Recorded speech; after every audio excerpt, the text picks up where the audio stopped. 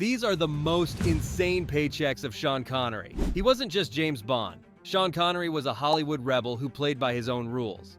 He clashed with directors, walked out on studios, and demanded massive paychecks.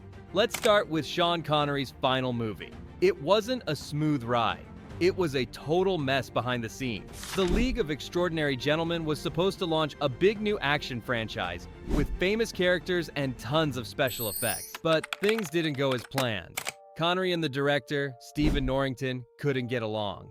They argued so much that they eventually stopped talking to each other. Connery even stepped in to direct parts of the movie himself because it got that bad. The film had a big budget, about $78 million, and made $179 million worldwide. That might sound like a lot, but after marketing costs and expectations, it really wasn't the hit the studio wanted. And critics didn't like it either. After all the stress, Connery decided he was done with Hollywood for good. He retired right after, saying he was tired of dealing with idiots. And for all that drama, he got paid a massive $17 million. But for the next movie, his paycheck was a lot smaller. However, this is where it all started.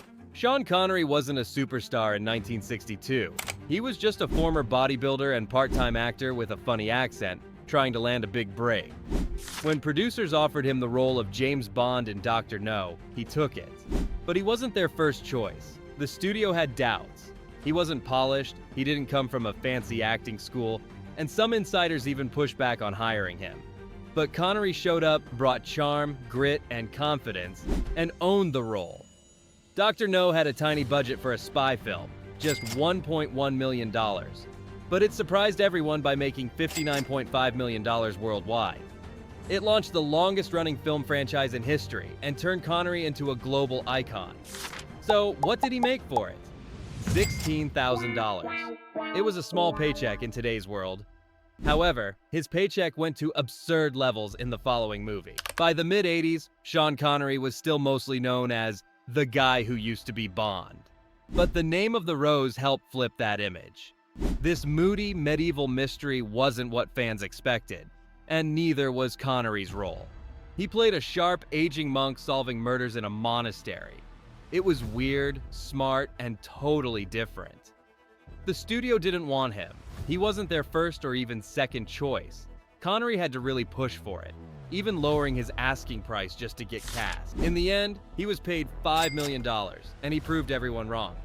The movie became a surprise hit in Europe, making $77 million on a $17 million budget. He even won a BAFTA for Best Actor. The winner is Sean Connery for Name That Award. Although he didn't win an award in the following movie, he did earn a massive paycheck. By the time The Rock came out, Connery was a living legend.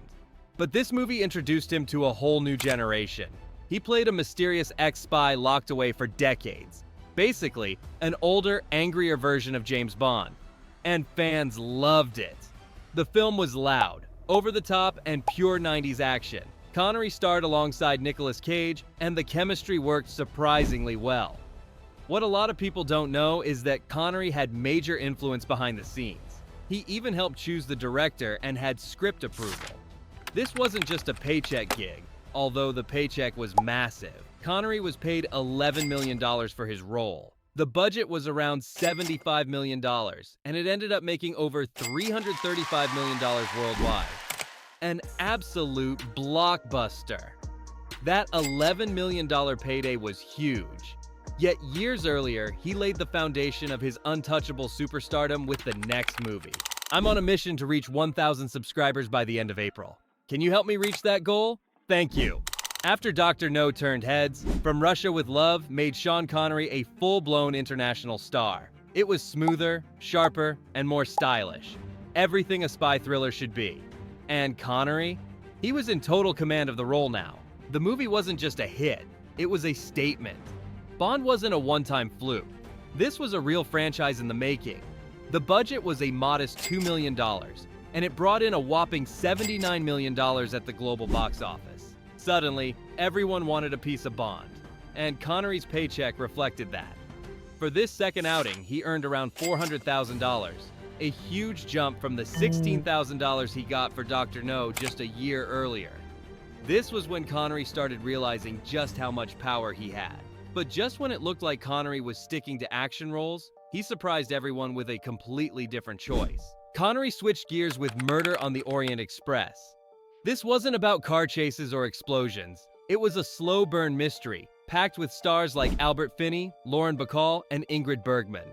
Connery played a British officer caught up in the murder case. It wasn't the lead role, but it was a strong, stylish part in a movie that oozed class. The film had a budget of $1.4 million and earned nearly $36 million at the box office, a major success for a dialogue-heavy drama. Connery didn't take a huge paycheck here. He reportedly accepted $250,000, trading blockbuster money for prestige and visibility. This quiet, classy mystery was a sharp turn for Sean Connery, a moment of calm. The storm came right after. You Only Live Twice was the fifth Bond film, and by this point, Connery was feeling the pressure. The role that made him famous had become exhausting. Off-screen, he was swarmed by press, stalked by fans, and growing frustrated with how little control he had over the franchise. Still, he signed on, for a much larger paycheck this time. Connery was paid around $750,000, plus a percentage of the profits. The film had a $9.5 million budget and pulled in a strong $111 million worldwide.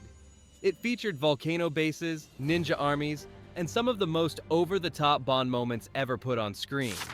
But Connery wasn't enjoying it anymore. He later admitted he was mentally checked out during filming. He decided to walk away from the Bond franchise in 1967. After walking away from the Bond franchise, Connery seemed finished with the role. But when the studio struggled to keep the series going, they made him an offer he couldn't ignore. To return as 007 in Diamonds Are Forever, Connery was paid an incredible $1.25 million up front, plus a cut of the profits. Adjusted for today, that deal would be worth over $8 million, one of the biggest actor salaries of its time. Surprisingly, Connery donated his entire paycheck to a Scottish educational charity. He said he wanted the money to make a real difference. The film itself cost $7.2 million to make and pulled in $116 million at the global box office. It was a commercial success, though reviews were mixed. Some felt the film leaned too far into camp, and even Connery admitted he took the role mostly for the money. But this is nothing compared to what came next. A role that would redefine his entire career and earn him the highest honor in Hollywood. In The Untouchables, Connery stepped into the 1930s as Jim Malone, a tough, street-smart cop mentoring Kevin Costner's Elliot Ness. It was a gritty, emotional performance that showed Connery still had serious acting chops.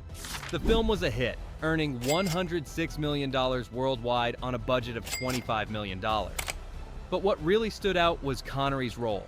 Critics loved him, and so did the Academy. He won his first and only Oscar for Best Supporting Actor. Sean Connery in The Untouchables.